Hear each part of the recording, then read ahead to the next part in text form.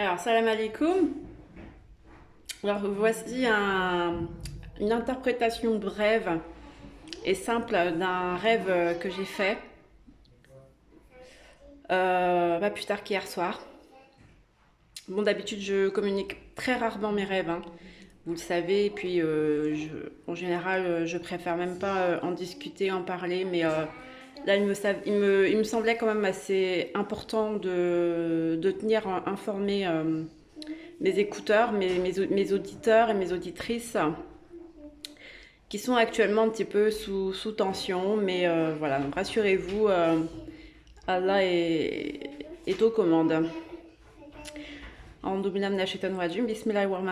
à la suite de ce, je vais pas vous raconter point par point, détail par détail, je vais juste vous donner quelques informations, quelques, quelques indices parce que je n'ai pas encore tous les éléments pour réellement détecter ce rêve, comprendre. Ce que j'ai vu, en fait, c'était des plein par terre de momies, de sarcophages, par terre détruits. Ou...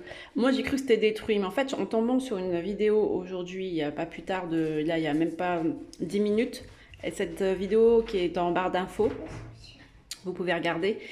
Mais en fait, ils ont découvert à Saqqara des sarcophages, des momies, plein.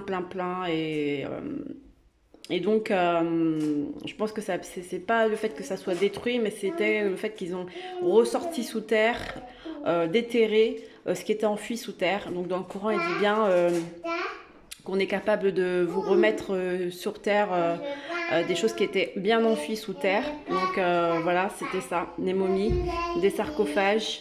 Bah, vous pouvez regarder sur la vidéo et c'est à Saqqara, ça a été retrouvé. Saqqara, il y a le mot Saqqar. Ceux qui regardent dans le Coran, Saqqar c'est un endroit d'enfer, de l'enfer, un des lieux de l'enfer. Qui vous dira ce qu'est Saqqar? Donc en fait c'est Allah qui nous le décrit, mais nous on n'en sait pas plus que ça.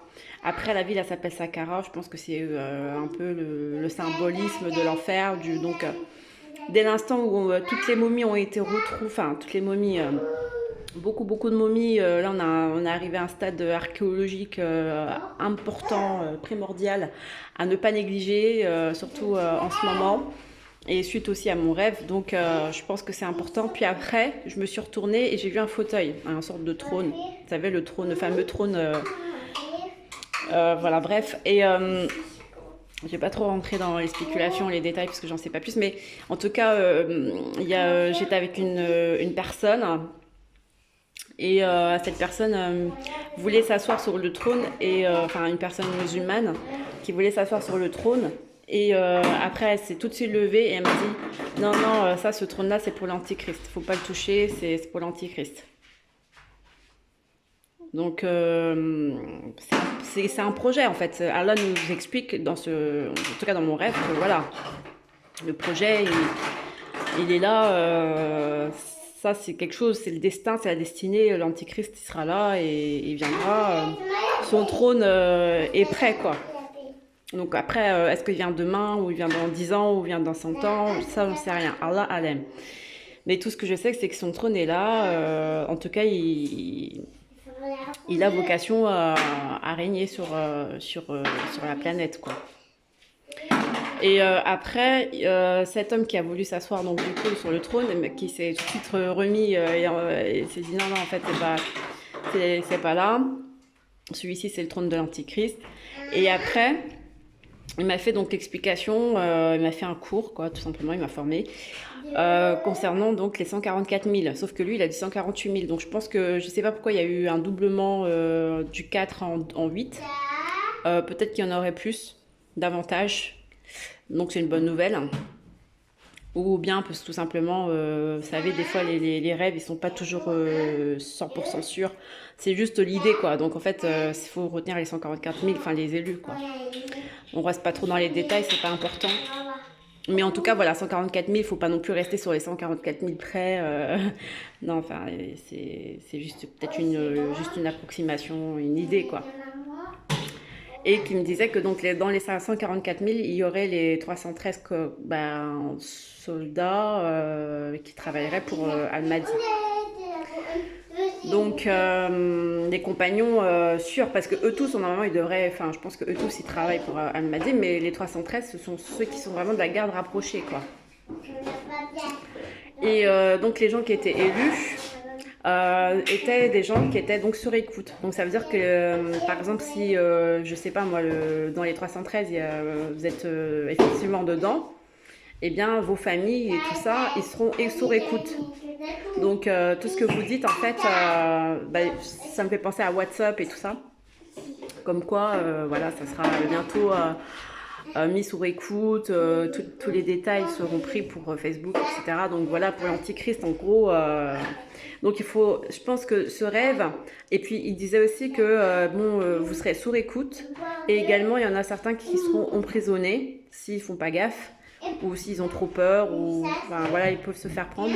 Je pense que certains déjà dans les 148 000 sont déjà emprisonnés, sont déjà emprisonnés.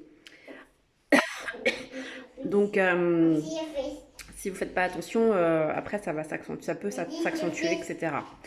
Donc en gros, ce que j'ai compris moi, c'est qu'il y a une chasse sur les croyants. Peu importe élus ou pas élus, enfin sur les croyants qui croiraient pas à eux, à ce système antichristique, mais qui croiraient plus à ce système mahadique. Ils sont plus voilà pour chasser, on va dire ça entre guillemets.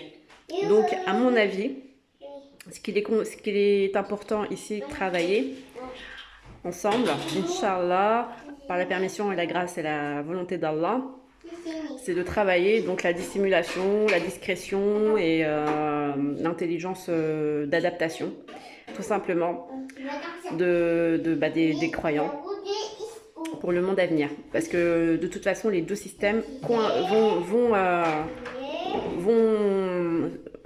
interagir ensemble et seront également amenés à travailler ensemble en partenariat, dans le respect et bien sûr la feinte. Dans la feinte, tout simplement, jusqu'à l'heure où lors de la délivrance et de l'ultime combat viendra sonner le coup final.